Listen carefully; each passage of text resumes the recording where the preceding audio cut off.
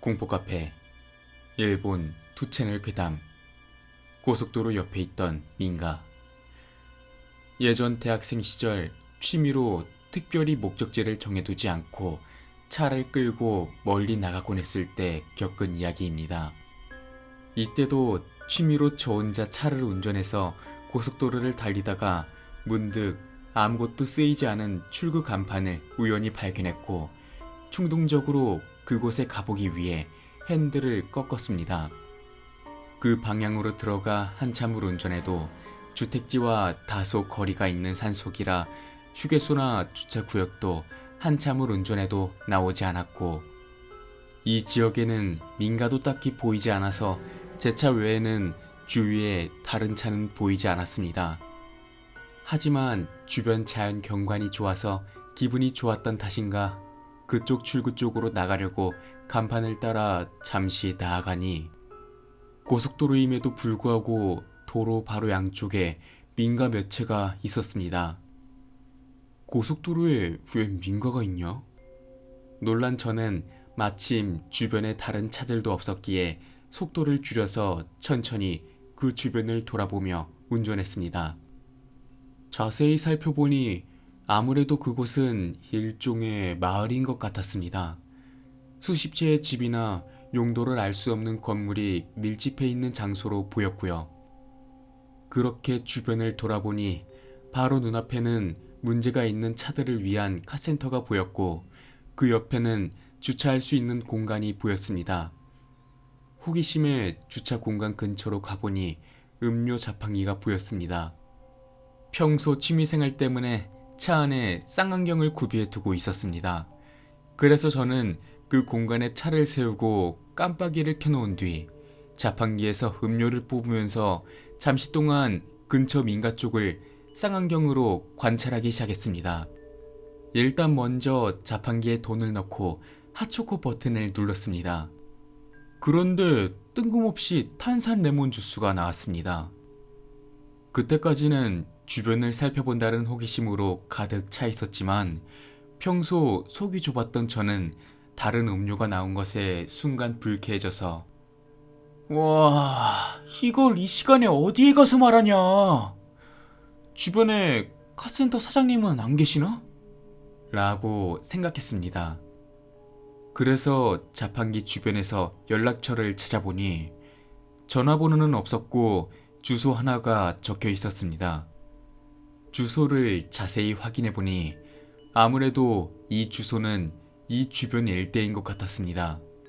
주변을 한 바퀴 돌아보니 바로 근처에 민가와 건물 뒤쪽에 자판기와 같은 메이커가 크게 인쇄된 트럭을 발견할 수 있었습니다. 저 트럭이 이 자판기 채우러 온 사람 차인가? 라고 생각한 저는 마침 거리도 얼마 떨어져 있지 않아서 그곳으로 가서 음료수를 바꿔달라고 말하기로 결심했습니다.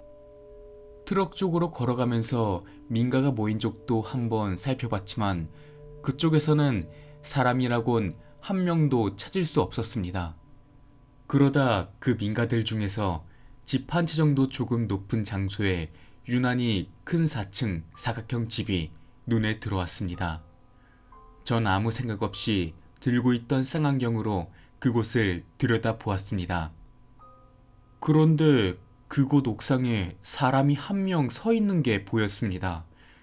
쌍안경의 줌 상태를 조절하면서 머리부터 아래로 훑으며 천천히 내려갔습니다. 그런데 저 사람의 복장이 다소 이상한 것 같았습니다. 정육점에서나 할 만한 앞치마를 두르고 있었고 허리에는 정육점에서 쓸은 푸주칼이 걸려 있었습니다. 바닥 쪽을 보자 사람 한 명이 머리에서 피를 흘린 채 쓰러져 있는 것을 봤습니다. 깜짝 놀란 저는 쌍안경에서 순간 눈을 뗐다가 다시 한번 쌍안경으로 그곳을 바라보니 머리에서 피를 흘리며 쓰러져 있던 사람은 옥상에서 남자에 의해 질질 끌려가고 있었습니다.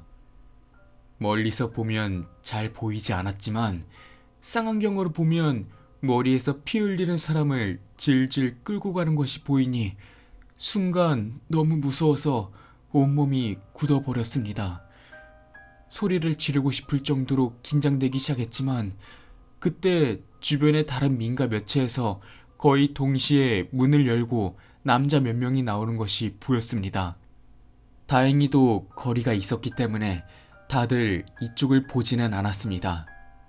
여기 오기 전 차에 시동을 켜둔 상태였기 때문에 바로 차로 뛰어가 이곳에서 도망치기로 생각했습니다.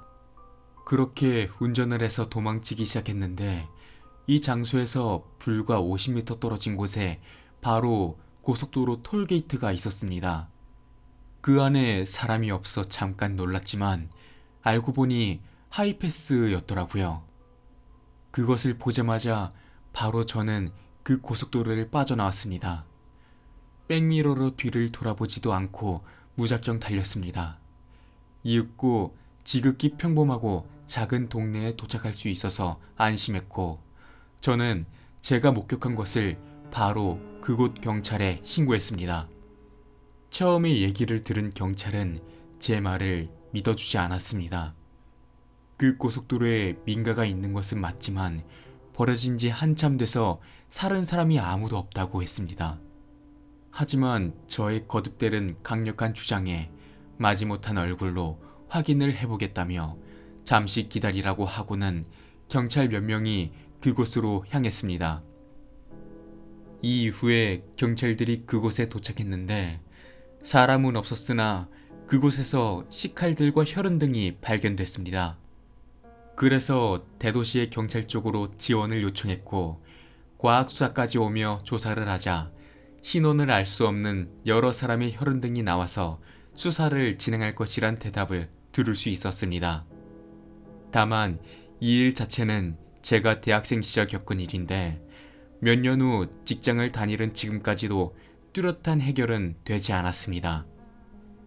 혈흔 외에 용의자를 특정할 만한 어떤 증거나 단서를 찾을 수가 없어 수사가 매우 어렵다는 말을 들었습니다.